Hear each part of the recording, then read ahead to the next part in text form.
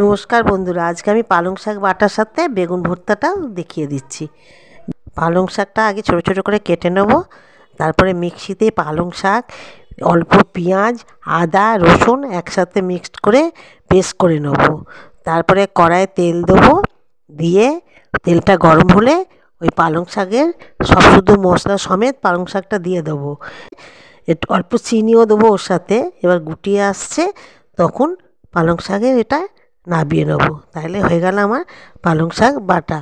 এটা আগে আমি চাটুতে উল্টো যেটা উল্টোর দিক সেটা তেল মাখিয়ে চাটুতে বসিয়ে একটা বাটি চাপা দিয়ে দেবো। তার 10-15 মিনিট পর আমি বাটিটা খুলে দেখব সাদা দিকটা যে বেশ নরম হয়ে গেছে, তখন নাবিয়ে নেব। নাবিয়ে খোলা ছাড়িয়ে রেখে দেবো। তারপর টমেটোটা জালিতে করে সেঁকে নেব। নিয়ে খোলা ছাড়িয়ে ওই বেগুনের সাথে ওই টমেটোর দিয়ে কাঁচা লঙ্কা কুচিয়ে, পেঁয়াজ কুচিয়ে, ধনেপাতা কুচিয়ে, তেল আর নুন দিয়ে একসাথে মেখে নেব। তাহলে হয়ে গেল আমার বেগুন ভর্তা আর পালং শাক বাটা। ভিডিওটা ভালো লাগলে শেয়ার করবেন আর সাবস্ক্রাইব দেবেন, আর ভুল গেলে কমেন্ট করবেন।